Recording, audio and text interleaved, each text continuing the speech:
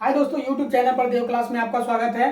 दोस्तों आज आप लोगों को हम पढ़ाएंगे कि गैलूसाइट का आयतन संबंधी नियम क्या है। गैलूसाइट के आयतन संबंधी नियम के बारे में आज आप लोगों को हम बताएंगे। दोस्तों कल आप लोगों को हम बताए थे गुणित अनुपात का नियम, स्थिर अनुपात का नियम बता दिए थे और द्रव्यमान संरक्षण का नियम बता दिए थे। ठीक है दोस्तों, अगर उस वीडियो को आप नहीं देख पाए हैं तो उस वीडियो को हमारे प्लेलिस्ट में जाकर के देख लीजिएगा। दोस्तों वो वीडियो आपका पढ़ा हुआ है। ठीक है दोस्तों, आप लोगों को हम चैप्टर वाइज पढ़ाते हैं। दोस्तों यहाँ पर आज पढ़ाएंगे आप लोगों को हम गैलूसैक के आयतन संबंधी नियम के बारे में बताएंगे। तो आइए देखते हैं गैलूसैक का गैसीय आयतन संबंधी नियम क्या है। हेडिंग बना लीजिए दोस्तों, गैलूसैक। गैलूसैक का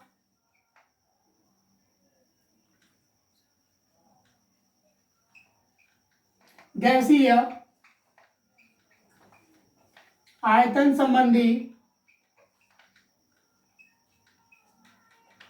नियम क्या है। ठीक है दोस्तों, सबसे पहले तो हम लोगों को ये पता चलना चाहिए दोस्तों गैलूसैक है कौन। तो गैलूसैक दोस्तों ये है कि किसी भी गैस का जो आयतन होता है वो निश्चित अनुपात में होता है, सरल अनुपात में होता है। जब दो गैसें गैलूसैक यही बताए थे कि जब दो गैसें आपस में क्रिया करती है तो उनका जो अनुपात होता है, जब वो आपस में संयुक्त होती है तो उनका जो अनुपात होता है वो सरल होता है। ठीक है दोस्तों, सरल अनुपात के बारे में उन्होंने बताया था। दोस्तों आइए हम देखते हैं कि गैलूसैक का जन्म कब हुआ था। आपका 1 नंबर का क्वेश्चन यहाँ पर क्लियर हो जाएगा। ठीक है, तो 1808 ईस्वी में इनका क्या हुआ था दोस्तों, 1808 ईस्वी में इनका जन्म हुआ था। ठीक है, सन 1808 ईस्वी में इन्होंने बताया था कि किसी भी दो गैसों को जब आपस में संयुक्त किया जाता है या अभिक्रिया कराई जाती है तो उनका आयतन जो होता है सरल अनुपात के नियम की भांति कार्य करता है। उनका आयतन जो होता है सरल नियम के भांति कार्य करता है। अर्थात मान लिया जाए दोस्तों यहाँ पर कि जब हम मान लेते हैं यहाँ पर 100 ml, आपके बुक में दिया होगा दोस्तों 100 ml क्या करते हैं, हाइड्रोजन गैस ले लेते हैं। ठीक है, उसी तरह से हम 50 ml क्या करते हैं दोस्तों, 50 ml ऑक्सीजन ले लेते हैं। ठीक है, 100 ml हाइड्रोजन गैस ले लेते हैं और 50 ml ऑक्सीजन गैस ले लेते हैं। जब इन दोनों को हम आपस में संयुक्त कर देते हैं दोस्तों तो वाष्पीकृत ये हो करके 100 ml आपका क्या बन जाता है दोस्तों, 100 ml आपका जल बन जाता है। ठीक है, अर्थात अगर हम मान लेते हैं H2 की क्रिया, जब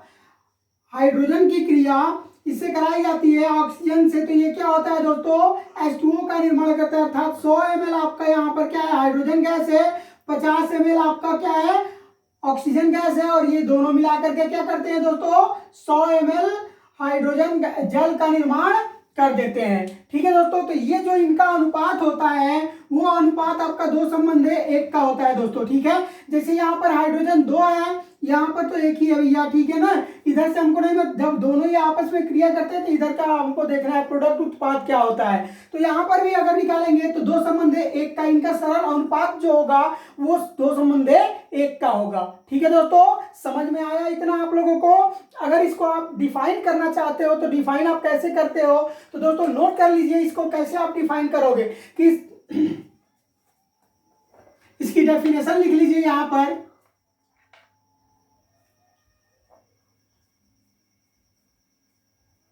गैलूसैक ने सन 1808 ईस्वी में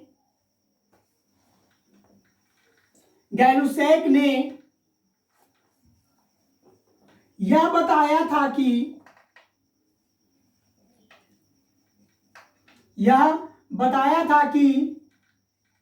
जब रासायनिक अभिक्रिया में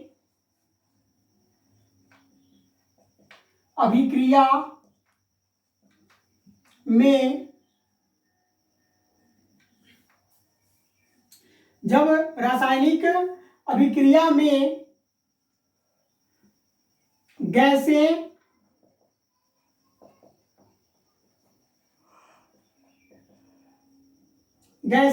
संयुक्त होती है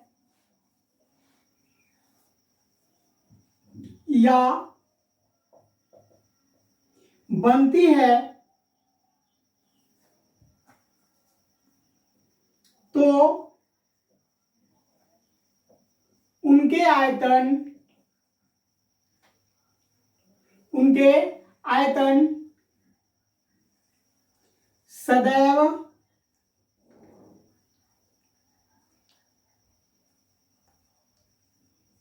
सरल अनुपात में होते हैं।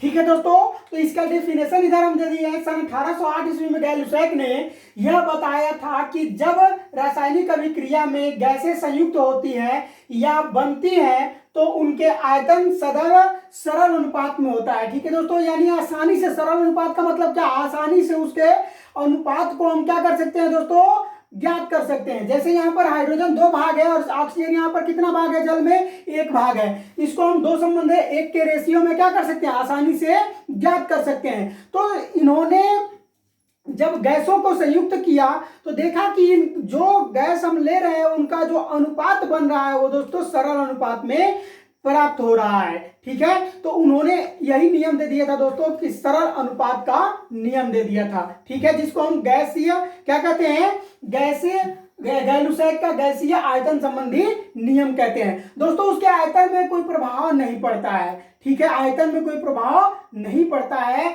अर्थात यहाँ पर उन्होंने 100 ml हाइड्रोजन ले लिया था, 50 ml क्या लिए थे दोस्तों, 50 ml ऑक्सीजन ले लिए। जब इन दोनों को क्रिया कराए तो ये 100 ml आपका क्या बन गया, जल बन गया। ठीक है दोस्तों, संयुक्त होकर ये जलवाष्प के रूप में 2 संबंध 1 के रूप में ये सरल अनुपात इनका प्राप्त हो गया। ठीक है दोस्तों ये रहा आपका गै-लुसैक का आयतन, गै-लुसैक का आयतन संबंधी नियम। ठीक है, इसको अभी बताते हैं आपको। एक चीज और बताया था, उन्होंने बताया था कि स्थिर आयतन पर अगर हम बात करते हैं दोस्तों, स्थिर आयतन पर, यानी कि यहां पर अगर हम बात कर लेते हैं स्थिर आयतन पर किसी गैस का दाब उसके परम ताप के अनुक्रमानुपाती होता है। स्थिर आयतन पर यदि मान लिया जाए, आयतन हम क्या कर देते हैं दोस्तों, स्थिर कर देते हैं, आयतन को हम स्थिर कर देते हैं, तो जो इनका दाब होता है वो परम शून्य ताप के क्या होता है, समानुपाती होता है। क्या होता है दोस्तों, P directly proportional to T होता है। अब आप कहोगे कि सर परम शून्य ताप क्या है, तो परम शून्य ताप हुआ ताप होता है दोस्तों, इससे कम हम ताप नहीं लेते या इससे अधिक ताप हम नहीं लेते। परम शून्य ताप अल्प ताप एक होता है, ठीक है ना, जिसको हम केल्विन में नापते हैं। ठीक है दोस्तों, तो ये होता है परम शून्य ताप। अब जब इसको हम हटाते हैं, कांस्टेंट को जब हम हटाते हैं दोस्तों, तो ये हो जाता है KT।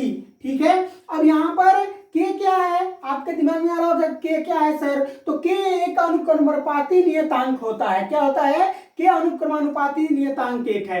अगर हम K बराबर यहाँ पर निकाल देंगे दोस्तों, तो ये हो जाएगा आपका K बराबर, जब आप निकालोगे तो P बाई क्या हो जाएगा, T हो जाएगा। क्या हो जाएगा दोस्तों, P बाई T हो जाएगा। तो एक प्रकार से हम लोग यह भी कह सकते हैं कि स्थिर आयतन पर जो दाब होता है वो परम शून्य ताप के अनुक्रमानुपाती होता है। क्या होता है दोस्तों, स्थिर आयतन जो होता है, किसी भी गैस का स्थिर आयतन उसके दाब के परम शून्य ताप के अनुक्रमानुपाती होता है। ठीक है, उसके बारे में भी क्या होता है, गै-लुसैक आयतन के संबंधी नियम के द्वारा ही हम लोगों को जानकारी होता है। ठीक है दोस्तों, तो दोस्तों ये वीडियो अगर आप लोगों को पसंद आया हो तो इस वीडियो को लाइक करें। हमारे चैनल को सब्सक्राइब अभी तक आप नहीं किए हैं तो चैनल को सब्सक्राइब कर बेल आइकन का बटन दबा दें दोस्तों, ताकि हर नोटिफिकेशन आपके पास पहले पहुंच जाए। और दोस्तों अपने दोस्तों में इसे अधिक से अधिक शेयर कीजिए। ठीक है, और जो समझ में नहीं आ रहा है आप हमारे व्हाट्सएप नंबर पर या फिर कमेंट बॉक्स में कमेंट करके आप हमसे पूछ सकते हैं। धन्यवाद दोस्तों।